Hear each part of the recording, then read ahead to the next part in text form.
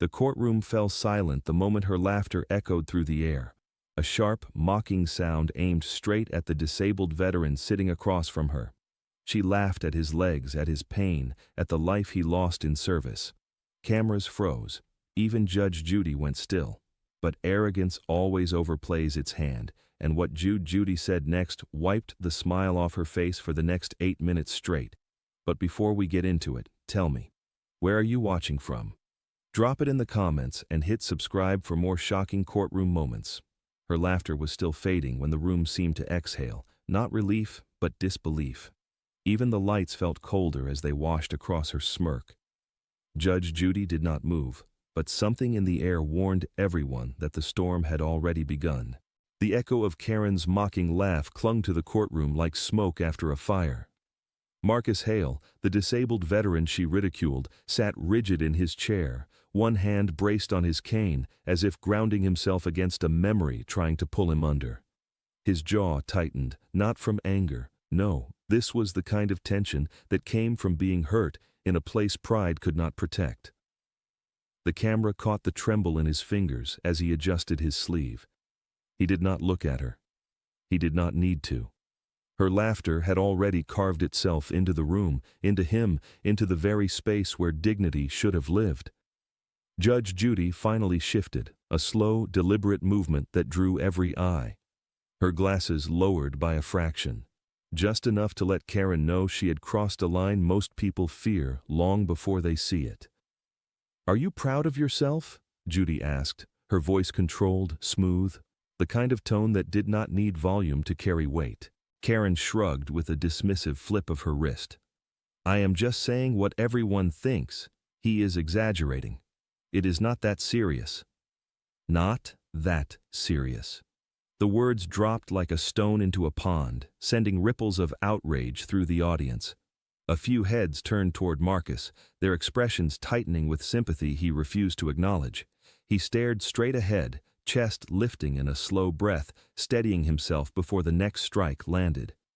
Judy leaned forward slightly. "Miss Madsen, mocking a disabled veteran is not a personality trait. It is a character flaw." Karen rolled her eyes so dramatically the gesture might as well have been another insult. "Oh, please. He acts like he is the only one who has ever had a hard life." The courtroom rustled. Papers shifted. Someone whispered. A foot tapped nervously. But it was the silence between those sounds that carried the most judgment. The kind that sits heavy on a person's shoulders. Marcus swallowed once, the motion small but telling. Pain flickered behind his eyes. Not physical, but the kind that lingers after years of pretending not to hurt. Judy's gaze softened toward him for a brief moment before sharpening back at Karen. "You laughed at his legs," she said, "at what he lost in service, at the life he risked so people like you could sit in this courtroom and disrespect him." Karen opened her mouth, perhaps to argue, perhaps to deflect, but Judy held up a hand. "Do not speak," Judy said. "Not yet." The silence deepened, wrapping itself around the entire courtroom. Then Judy turned her attention back to Marcus, her voice gentler now but steady. "Tell me exactly what she laughed at." Karen's smirk faltered, her fingers tightened, and for the first time, fear flickered through her eyes. Marcus did not speak at first. He simply lowered his gaze, not in shame, but in the quiet calculation of a man deciding which truth will hurt least to say aloud. Even the air seemed to pause, waiting for his voice.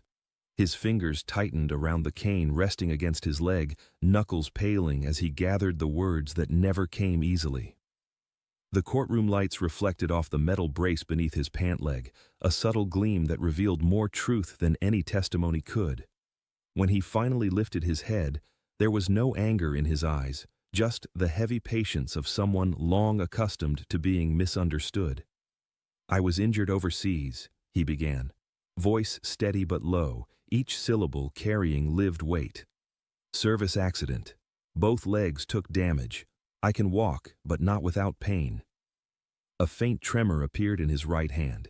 He hid it by sliding the cane a little closer. Karen sighed loudly, tossing her hair in an exaggerated show of boredom. A few audience members shifted uncomfortably. The contrast between her theatrics and his quiet truth felt jarring enough to make even the cameras linger on her face. Judge Judy watched Marcus, her expression unreadable but attentive, the kind of listening that makes a person feel seen. "Tell me about this morning," she said gently, and what exactly she laughed at. Marcus nodded slowly, gathering more courage than it should ever take to describe humiliation. "I was coming through security," he said. "My leg locked up a little. Happens sometimes. I paused to stretch it. She was behind me." Karen smirked, as if remembering a private joke. Marcus inhaled. "She said, 'Great, this is gonna take forever,' and laughed. Then she said I should get a fast pass lane since I walk like a dying turtle." A sharp inhale swept through the courtroom. A single collective breath pulled tight with discomfort. Marcus blinked hard, eyes glossing for half a second before he steadied himself again. "It is not the first time I have heard something like that," he admitted. "But it still stings. You try not to let it. You try to pretend it does not matter. But it does." Karen finally snapped. "Oh, please. That is not what happened. He is twisting it to look pathetic." Judy held up a finger before Marcus could respond. "Miss Madsen, you will speak when I allow you to. Right now, you are digging a hole with a very small shovel." Karen's mouth snapped shut, though irritation simmered beneath her skin like heat trapped under glass. Judy turned back to Marcus. "You mentioned something else. Something she said earlier, before we even entered the courtroom." Marcus hesitated. His throat bobbed. The room waited. "She called me half a man," he said quietly. In the hallway. Several people in the gallery recoiled at the cruelty of it. Karen crossed her arms defensively. "That is a lie. He cannot prove that." Judy's eyes sharpened, cutting through the tension like a blade. "Is that so, Miss Madsen?" she asked, leaning back with calculated calm. "Then explain why the bailiff heard it too." Karen's smirk flickered. The first visible crack. A single screen flickered to life, cold, blue, and unforgiving. Karen's confidence wavered the moment she saw her own reflection staring back at her from the tablet's glass. The bailiff crossed the room with steady, deliberate steps, placing the tablet on Judge Judy's bench with the reverence of someone handling evidence that could reshape the air itself. The courtroom seemed to shrink as the screen lit up, pulling every gaze toward it like gravity, tightening around a truth about to be exposed. Judy angled the tablet just enough for Karen to see the frozen frame, her own face mid-smirk, caught in the small camera above the security checkpoint. Even paused, the arrogance in her expression was unmistakable, sharp, careless, cruel. Karen swallowed hard. "That could be anything," she muttered, voice too thin to hold the bravado she tried to wear. Judy did not respond. She pressed play. The footage opened with a wide shot of the hallway. Marcus moved slowly into frame, his gait uneven but steady, his hand gripping the rail as his leg momentarily locked. The ambient noise, the hum of lights, low chatter, felt like static behind something more painful. Then the audio caught it. Her laugh, clear, sharp, ugly, the kind of sound that did not age well when paired with truth. "You walk like a dying turtle," her recorded voice echoed, bouncing against the courtroom walls with a coldness more real than any accusation. A murmur rippled through the audience. Some looked at Marcus with softened eyes. Others glared at Karen with visible disgust. Even the cameras lingered, hungry for her reaction. Karen shifted in her seat, face flushing as the footage continued. She appeared behind Marcus, rolling her eyes, mimicking his limp in an exaggerated mocking stride. Gasps followed, a chorus of disbelief. The camera zoomed in on her expression, so pleased with herself, so sure no one was watching. Judy watched the entire clip without blinking. Her stillness was almost unnerving, like a judge carved in marble waiting to deliver a sentence not yet spoken. When the footage ended, Judy lifted her eyes, not to Marcus, but directly to Karen. The silence between them stretched thin, trembling with unspoken judgment. "Do you have anything to say for yourself?" Judy asked, tone calm but sharp enough to cut. Karen floundered. I was joking. It was taken out of context. He was blocking the line. I did not mean anything by it. Marcus closed his eyes, a small breath escaping him, as if reliving the moment hurt more now that the world had seen it. Judy's voice softened for only a second. Mocking someone's pain is not a joke, Miss Madsen. It is cruelty. Karen opened her mouth again, desperate for a foothold in a collapsing defense. You do not understand. Judy raised one hand, stopping her mid-sentence. Save it. She tapped the tablet once, the screen dimming like a stage light fading after an act too disgraceful to applaud. You will need those words soon, she said. Judy folded her hands. Because the excuses you are about to give will decide the rest of this case. Karen started talking before Judge Judy even looked at her, words spilling out fast, frantic and loud, like someone trying to outrun the truth that had already caught up. It was a joke, just a joke, she blurted, voice shaking with a desperation her posture tried to hide. Her hands fluttered in the air as if she could physically push her excuses into something that resembled logic. People joke all the time. He is taking it way too seriously. The audience stiffened. The tension twisted tighter.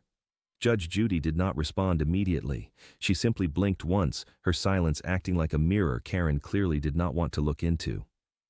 Karen pressed on. And besides, he was holding up the line. What was I supposed to do? He takes forever because of... Well, she gestured vaguely at Marcus's legs. You know. Marcus's jaw shifted. Not anger, not embarrassment. Something deeper. Something a person feels when their dignity is dragged out for public inspection. Judy raised a single eyebrow. Miss Madsen, that is your explanation? Karen doubled down, voice climbing. He misunderstood me. People misunderstand jokes all the time. And actually, he was being rude first. The courtroom reacted with a low wave of incredulous murmurs. Marcus frowned. Rude? How? Karen seized the moment with a spark of false confidence. You sighed loudly at me in the hallway. You were being dramatic and trying to get attention. I mean, look at him. He plays up the limp when people are watching. The gallery fell silent. Even the camera operators paused, stunned. Marcus's eyes widened, not with shock, but with the hollow ache of someone used to being misjudged. Judy leaned forward, her tone cooling. So let me be clear. Your defense is that he invited your mockery. Karen hesitated. Too long. Well, yes. Sort of. You do not understand how he acts when the cameras are not around. Judy's lips pressed into a thin line. And how would you know how he acts when the cameras are not around? You met him today. Karen froze again. The spiral tightened. And there is more, Marcus said quietly. His voice carried a tremor that felt heavier than anger, disappointment.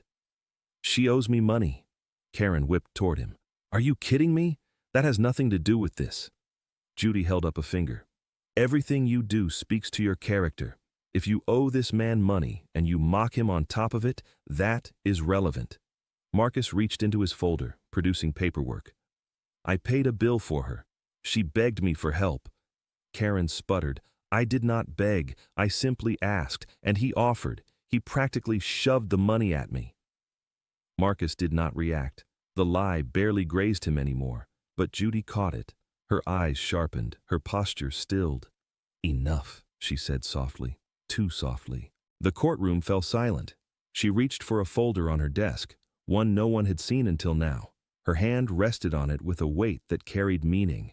Before we go any further, Judy said, tapping the unopened file. There is something in here that changes everything. The folder hit the bench with a muted thud, but the sound felt heavier than a gavel strike. Karen's eyes darted toward it like it was a ticking device she suddenly remembered planting. Judge Judy opened the file slowly, each page turned crisp and deliberate. Her silence was no longer neutral. It carried intention, the kind that made a guilty conscience twitch. Karen tried to read the judge's expression, but Judy's face remained unreadable, carved from the same stillness she used when preparing to dismantle someone with precision. Mr. Hale, Judy began calmly, you said you paid a bill for Miss Madsen? Marcus nodded once.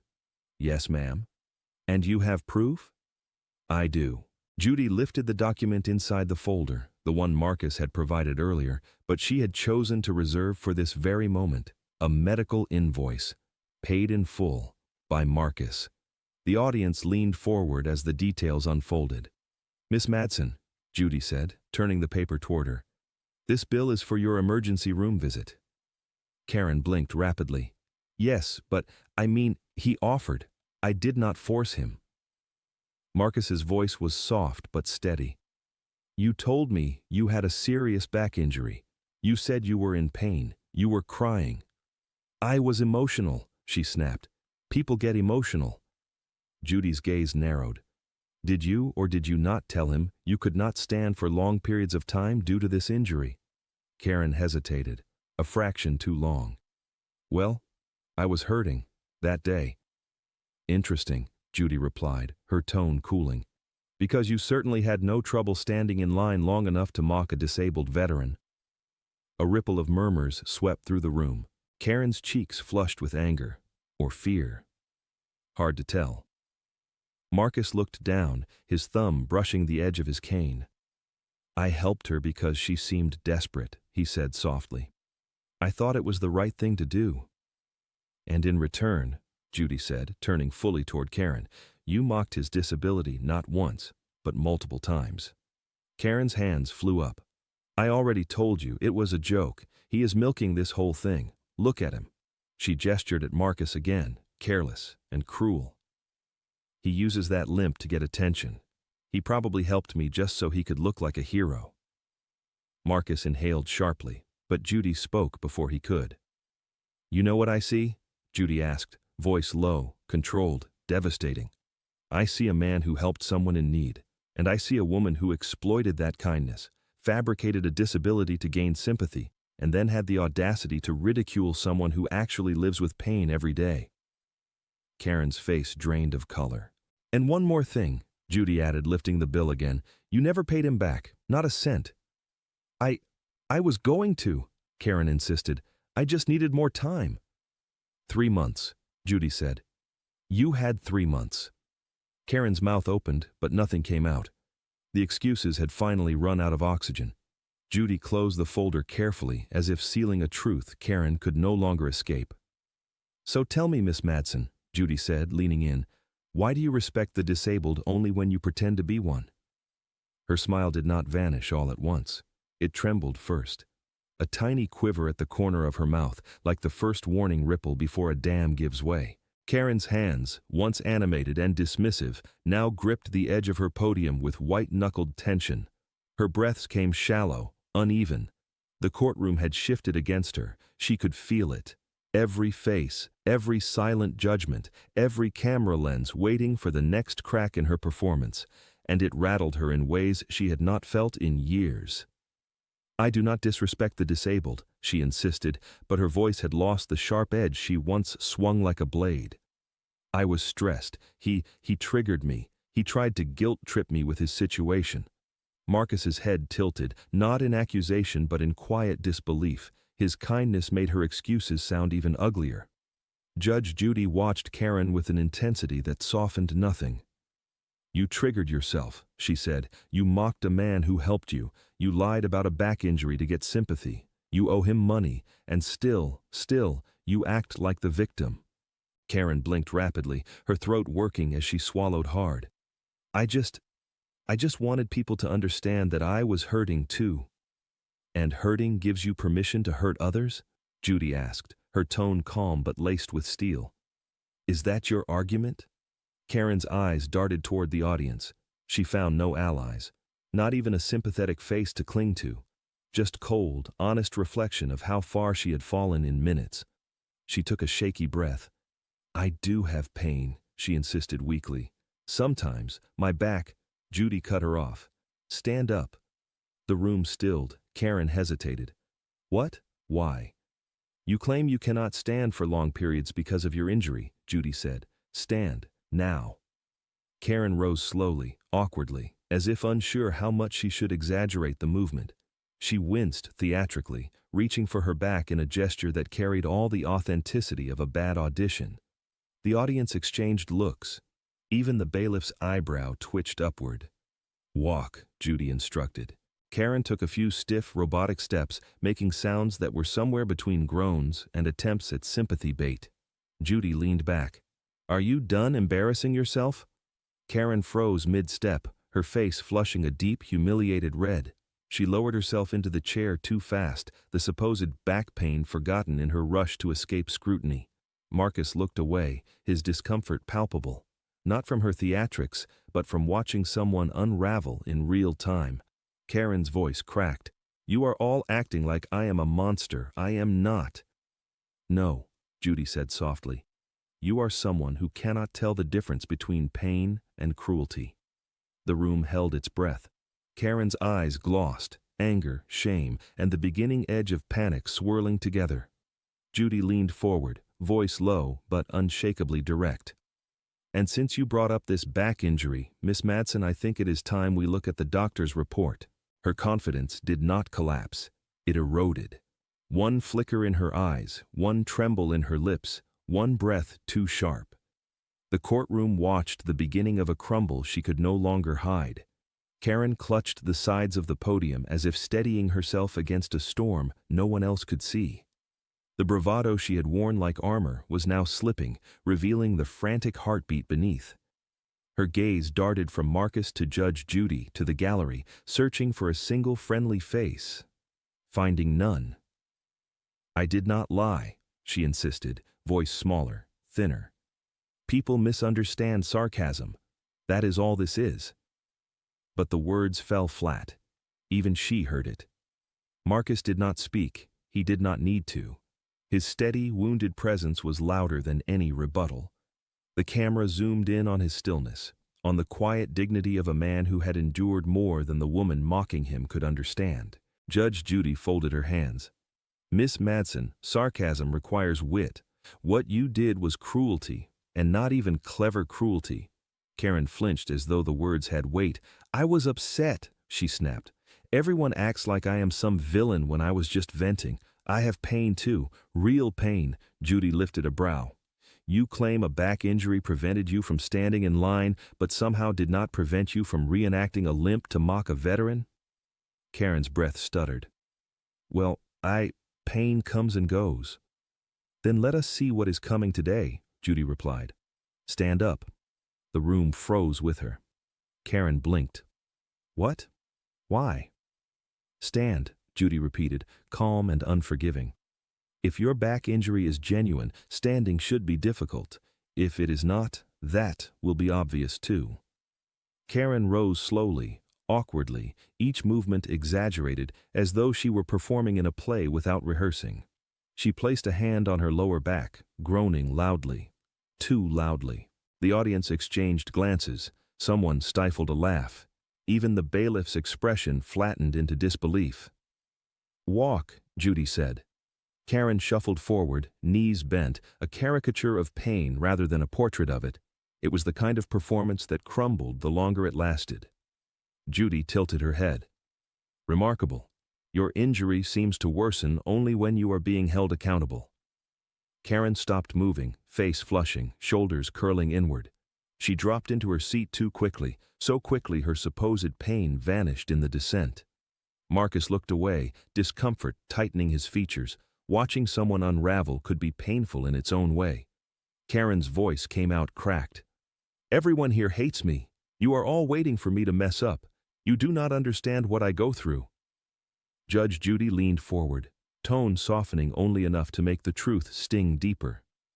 "Miss Madsen, pain is not a shield, and cruelty is not a coping mechanism." Karen swallowed hard. Her mascara smudged as she blinked rapidly. The room waited. Judy's gaze hardened. "Since you insist on this injury, let us examine the evidence." She lifted a new document. "The doctor's report says otherwise."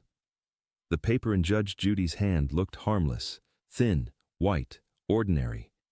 Yet Karen stared at it like it was a verdict already written against her.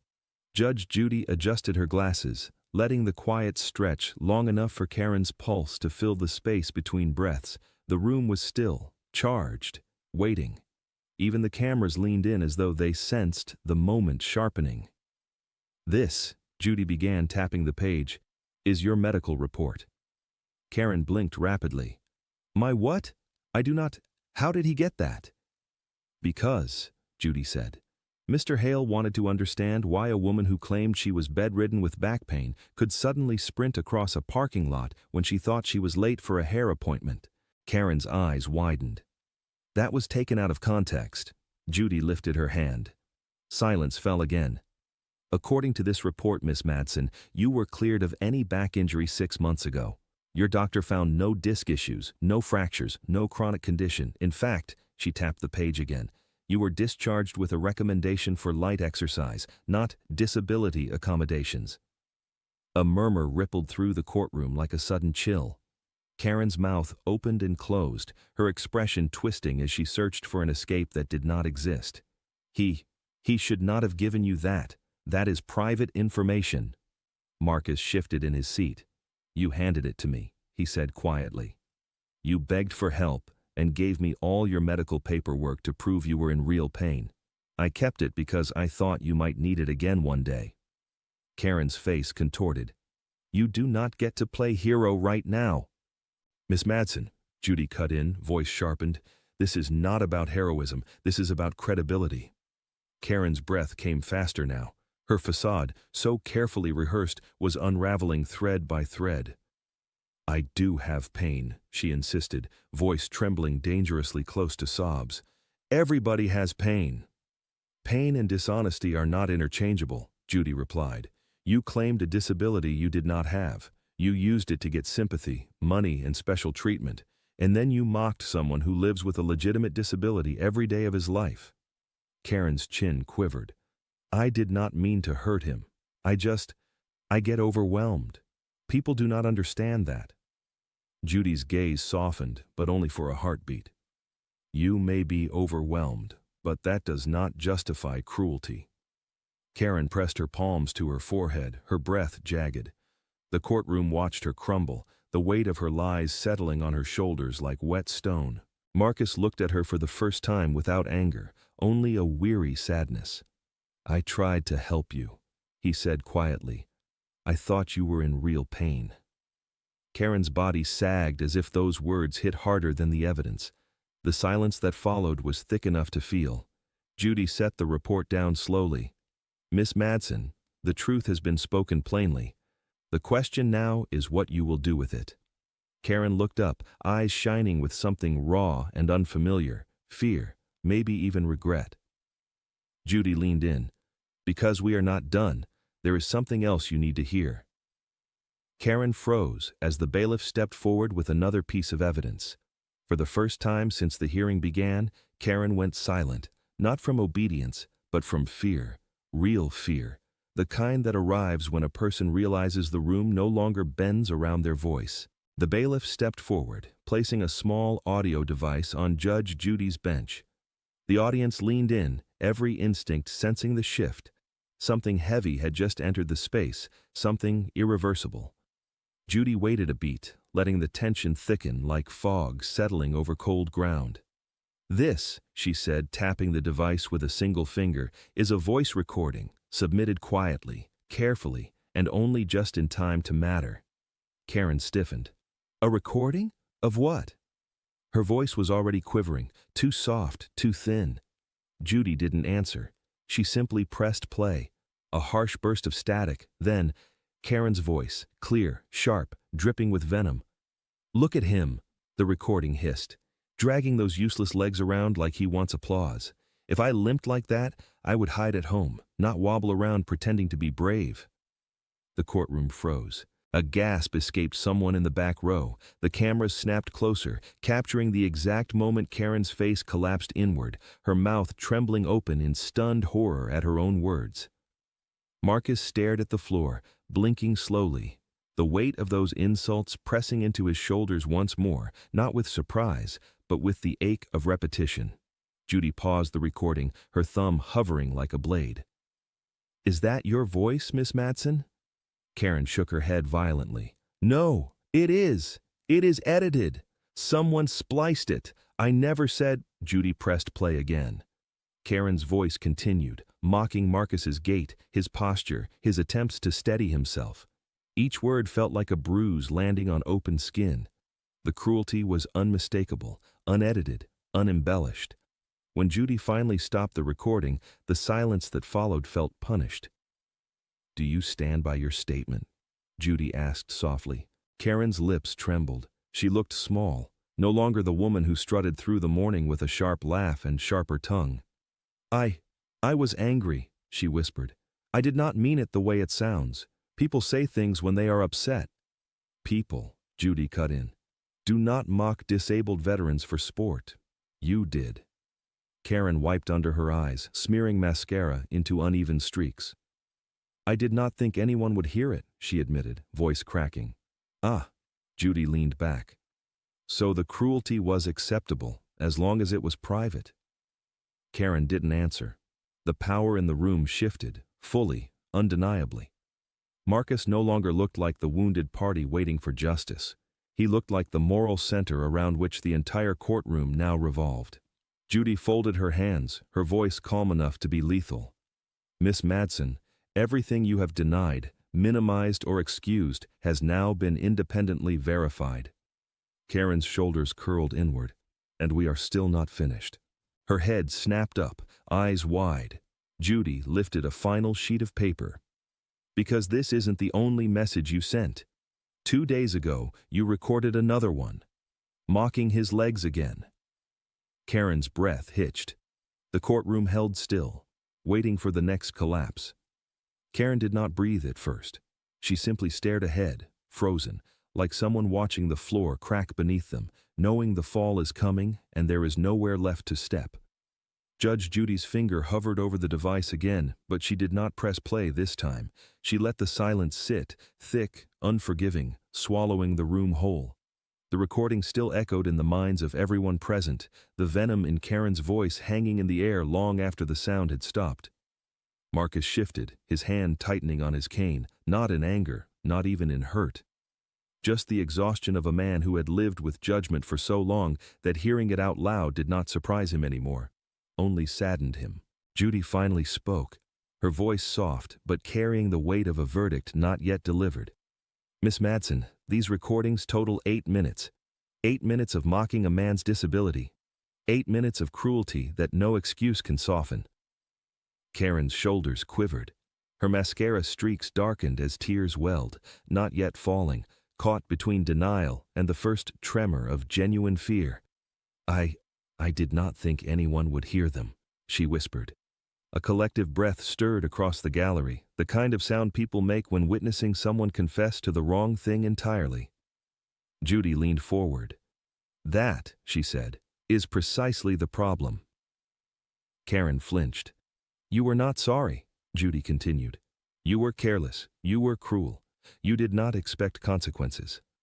The silence that followed was suffocating. Even the cameras seemed to stop buzzing, as though the entire courtroom were holding its breath. Karen tried again, voice cracking. "I was angry at him. You do not know what he said to me before." Marcus looked up sharply. "I never said anything to you except good morning." She opened her mouth, but the lie evaporated on her tongue. Her eyes glistened. Her lower lip shook. And then it broke. Not loudly, not dramatically, just a quiet, shuddering exhale as her facade collapsed inward. "I do not know why I said those things," she whispered. "I was frustrated. I was overwhelmed. It just came out." Judy studied her for a long, still moment. "Cruelty does not come out, Miss Madsen. It is chosen." Karen covered her face with both hands, shoulders trembling. The courtroom watched, some with contempt, some with discomfort, some with an ache of understanding for how deeply people can lose themselves. Marcus's gaze softened, not with forgiveness, not yet, but with a weary empathy that only someone who knows suffering can offer. 8 minutes of recordings, 8 minutes of self-inflicted damage, 8 minutes that felt like an eternity compressed into a single heartbeat of truth. When Karen finally lowered her hands, her eyes were rimmed red. She looked smaller, not humbled, just lost. "I did not mean to become this person," she said, voice unraveling. Judy exhaled slowly. "Then perhaps it is time to confront why you did. Karen stiffened. Judy lifted another file, one she had not opened yet. Miss Madsen, there is something deeper here, something you have not told us. Karen's eyes widened, as if recognizing the file, and fearing exactly what was inside. Karen didn't speak at first. She stared at the unopened file on Judy's bench as though it held the last piece of her armor, one she knew would splinter the moment it touched the light. The courtroom held its breath while Karen's composure slipped inch by inch. Her fingers twitched, grasping at the podium like she needed something solid to keep herself from unraveling. Her voice, when it finally emerged, was barely audible. I do not know what is in that file," she whispered, but the tremor in her tone betrayed her. Judge Judy didn't break eye contact. "Then let me help you remember." She opened the file slowly, deliberately, as though peeling back the layers of a person who had spent years burying truth beneath bravado. The rustle of paper was louder than any gavel strike. Karen swallowed hard. "This," Judy said, lifting the first page, "is a written statement you made 6 months ago, filed with your workplace HR department." Karen's face drained of color. Marcus straightened in his seat, attentive now, sensing the shift in direction. "You reported," Judy continued, "that a coworker criticized your performance and you responded by accusing him of ableist discrimination. He was later cleared. You were not." Karen's lips parted. No words came. Judy lifted the next page. "3 months ago, you claimed a gym trainer refused to help you because of your injury. Video evidence later showed you running on a treadmill with no signs of impairment." A ripple of unease moved through the courtroom. "And 2 months ago," Judy said, voice sharpening, "you told your landlord you needed rent extension because your back disability made it hard to work. Yet you were seen dancing at a street fair that same weekend." Karen winced as though struck. Her tears came again, but not with the dramatic flair of earlier. These tears were different, uncontrolled, genuine. Marcus watched her quietly, unsure whether to pity her or protect himself from her unraveling guilt. "I wasn't trying to scam anyone," Karen cried softly. I just needed people to pay attention, to care." Judy's tone softened, not forgiving, but human. "Miss Madsen, everyone needs care, but you demanded it through manipulation, and you hurt people to do it." Karen shook her head violently, gripping her chest. "I didn't know how else to make people see me." Her breath hitched. Her shoulders crumpled inward. She looked less like the arrogant woman who mocked a veteran and more like someone breaking open under the weight of her own neglected wounds. Judy leaned forward. "Then let me ask you something, and I want the truth, not the persona you've been performing." Karen blinked through tears. "Why him?" Judy asked. "Why target Mr. Hale so viciously?" Karen hesitated. A long, trembling pause. "Because," she whispered, her voice fragile as glass, "he reminded me of someone." Judy's brow lifted. "Who?"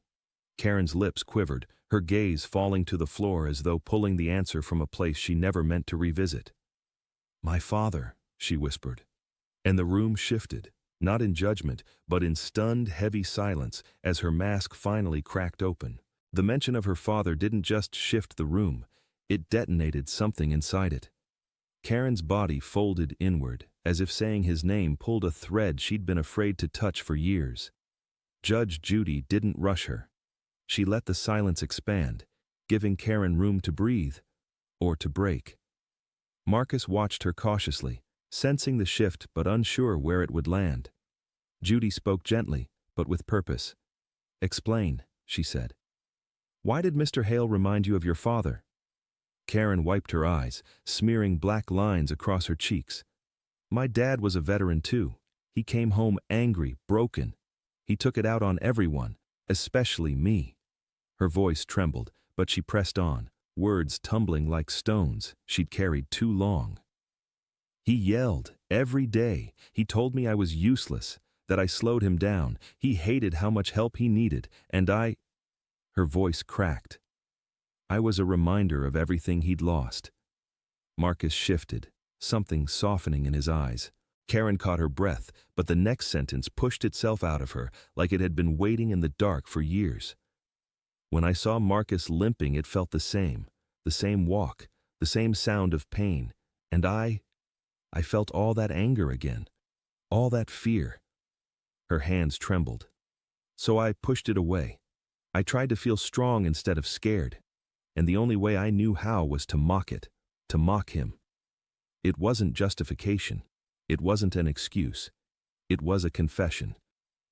Judge Judy nodded slowly, not condoning, not condemning, just absorbing.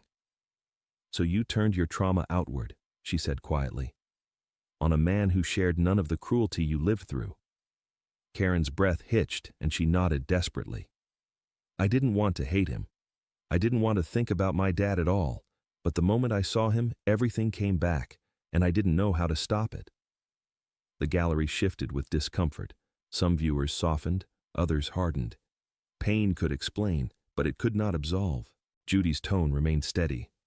You should have sought help, Miss Madsen. Instead, you inflicted the same harm that once hurt you. Karen squeezed her eyes shut. I know. And I can't take it back. Marcus inhaled, visibly moved. I'm sorry you went through that, he said gently. But I didn't deserve to be punished for it.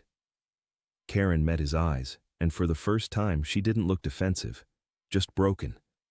No, she whispered. You didn't.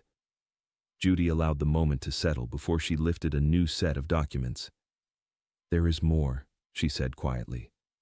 Something Mr. Hale submitted privately, something he hesitated to reveal. Karen blinked. What else could there be? Judy slid the papers forward. Screenshots, she said, of you messaging neighbors, co-workers, even online groups, telling them your disabled veteran neighbor was harassing you. Karen's lips parted. Those were just... You used his disability to gain sympathy, Judy said, voice firm now. You weaponized his struggle to make people care about you. The courtroom stiffened. Marcus bowed his head, devastated. Karen began to sob, quiet, uncontrollable. I did it, she whispered, because every time I saw him, I saw the father who never loved me. And the meaning of everything before it suddenly changed. Karen's confession didn't land like a twist, it landed like a wound reopening, raw and unfiltered. Her body sank against the podium, as though the memories themselves had weight. Judge Judy didn't speak immediately. She didn't have to. The shift in the courtroom was palpable, a slow, collective exhale from people who suddenly found themselves witnessing not arrogance, but the bruised underbelly beneath it. Karen wiped at her face with trembling fingers. My father came home from deployment and he was different. He never talked about it. He just carried anger like it was the only thing he brought back in one piece. Her voice faltered, but she pushed through it. He yelled at me for everything. The way I walked, the way I breathed, the way the floor creaked when I stepped on it. He said I was too slow, too weak, that I was a burden just like he felt he had become. Karen swallowed hard. The admission seemed to strip another layer off her defenses. Every day he reminded me he didn't want help, but he needed it, and he hated that I saw him struggle. The audience watched her differently now, not with sympathy, not exactly, but with a deeper understanding of the fractures in her voice. Marcus listened carefully, the pain on his face reflecting not judgment, but recognition. Veterans knew the kind of demons that followed soldiers home, and children grew up in that shadow too, often silently. Karen hugged her elbows tightly across her chest, a posture that made her look smaller than she had at any point in the trial. I tried to be strong for him. I tried to make him smile. But he only got colder, angrier. He pushed me away so hard I started believing I somehow caused it. Tears spilled freely now, no theatrics left in them. And when he died, she whispered, voice breaking, I never forgave him. Not for what he did, and not for leaving before I could figure out how to fix it. The courtroom stilled under the weight of that revelation. Judge Judy's tone softened, calm but unrelenting. Miss Madsen, pain that is never faced becomes pain that is inflicted. You carried your father's anger, and instead of healing it, you aimed it at someone who reminded you of him. Karen nodded miserably. Marcus didn't deserve it. I know that now. I I didn't know how to stop feeling like that scared kid every time I saw him. Marcus inhaled slowly, his voice steady when he finally spoke. Your father was hurting, but so were you. That doesn't excuse what you did to me, but I understand why you felt triggered. Karen lifted her eyes, overwhelmed. I'm sorry, she whispered.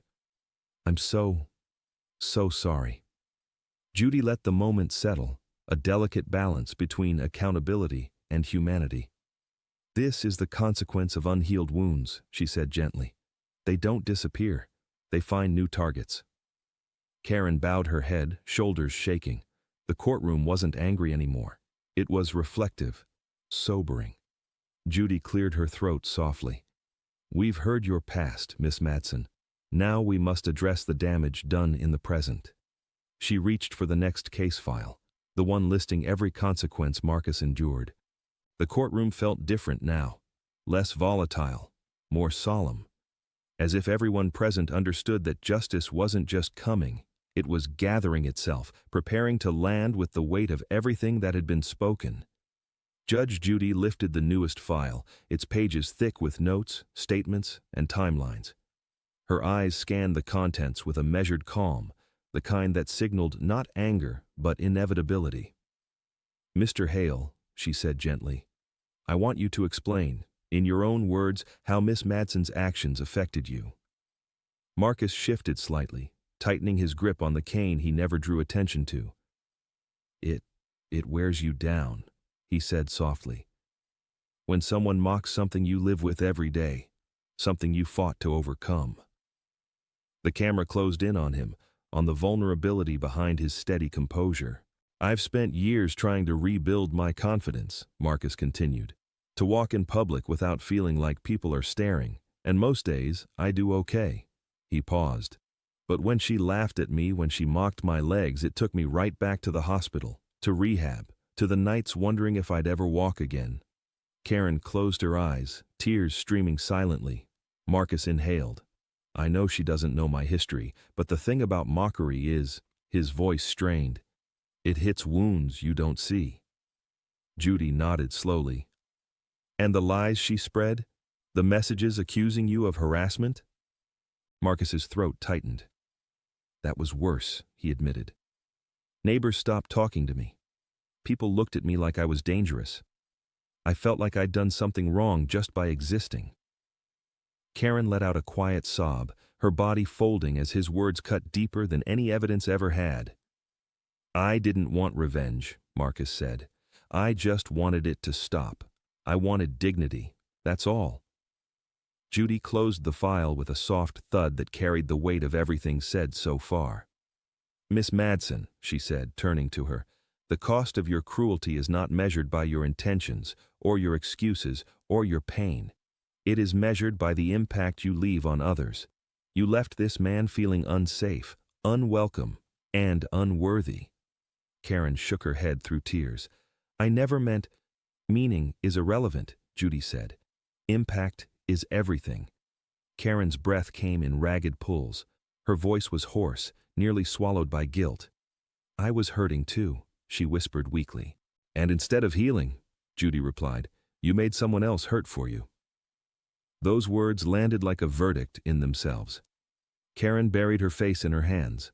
Marcus bowed his head, not triumphantly, but as someone finally released from carrying a burden he never deserved. The courtroom sat suspended in a heavy, reflective quiet. Judy straightened. We are approaching the part of this hearing where consequences are decided, not out of vengeance, but restoration, accountability. Karen looked up, eyes red and swollen. So before I render judgment, Judy said, her tone sharpening, you need to understand the full weight of what comes next. Karen's breath froze, as if she knew the final reckoning was one step away. Judge Judy didn't raise her voice. She didn't need to. The stillness in her posture, the deliberate settling of her hands atop the bench, was enough to make the entire courtroom brace itself. Karen's breathing was unsteady, shallow, as though she were preparing to hear a sentence she'd already rehearsed in her nightmares. Marcus sat quietly, not triumphant, not vindictive, just waiting for closure, his dignity finally given room to breathe. Judy looked between them, her eyes sharp but deeply human. Justice, she began, is not revenge. It's accountability. And accountability, Miss Madsen, is something you've avoided for a very long time. Karen's fingers tightened around the podium, her knees trembled. Mr. Hale paid your medical bill, Judy continued. Money you accepted under false pretenses. You will repay him in full, every cent. Karen nodded frantically, tears spilling again. I will. I'm sorry. Judy raised her hand. I'm not finished. Karen froze. You also owe him for the emotional harm you caused, for the humiliation, for the lies you spread, for turning his disability into a weapon. Karen opened her mouth, but no sound came out. Judy's voice remained controlled, each word weighted with consequence. I am awarding Mr. Hale additional damages, not symbolic, substantive. Marcus blinked, moved, but stunned. He hadn't asked for compensation, he'd asked for dignity, and Judy knew that. And furthermore, Judy added, leaning forward, you will write Mr. Hale a formal letter of apology, reviewed by the court, and complete a mandatory empathy and behavioral accountability course, one specifically designed for offenders who engage in harassment. Karen sobbed harder now, her shoulders shaking uncontrollably. This wasn't a slap on the wrist. This was a restructuring of the person she'd allowed herself to become. Judy's tone softened only slightly. You cannot undo your past actions, but you will confront them, and you will learn from them. Karen's voice finally cracked through the tears. I don't know if I can ever make this right. That, Judy replied calmly, is not up to you to decide. It is up to the man you hurt, and up to the work you choose to do from this point forward. The gallery remained silent. No murmurs, no reactions. Just a collective weight settling over everyone in the room. They weren't witnessing punishment, they were witnessing a reckoning. Karen wiped at her swollen eyes. I'm sorry, she whispered. A fragile, fractured truth that carried more sincerity than any defense she'd given before. Marcus studied her for a long moment, then nodded once. A nod not of forgiveness, but of release. Judge Judy inhaled, preparing her final decision. Miss Madsen, you asked earlier if we all think you're a monster. You're not. You're a person who made a series of cruel choices, and now you're a person who must live with the consequences of them. Karen lowered her gaze, tears dripping onto the podium. And in section 15, Judy said, lifting her gavel, comes the part no judgment can force, only you can decide who you become after this. The gavel hovered. The room went still. Before we see how this ends, ask yourself, can a person truly change after causing this much harm, or do consequences simply expose who they always were? The gavel hovered in the air like a held breath, suspended between punishment and possibility. Karen stood trembling, Marcus sat steady, and the courtroom braced for the final note of a story that had stripped everyone down to truth. Judge Judy lowered the gavel slowly, letting it rest against the bench rather than striking it. The gesture was deliberate, an invitation to reflection rather than an end to the proceedings. Miss Madsen, she said, voice steady but gentler now, the court has spoken. But justice isn't only about the weight we assign to harm. It's about the weight we choose to lift after. Karen nodded, tearful and exhausted, her voice barely audible. I understand. No, Judy corrected softly. Not yet, but you can. Karen swallowed hard, eyes flickering toward Marcus with something that finally resembled humility, and maybe beneath the shame, the faintest beginning of accountability.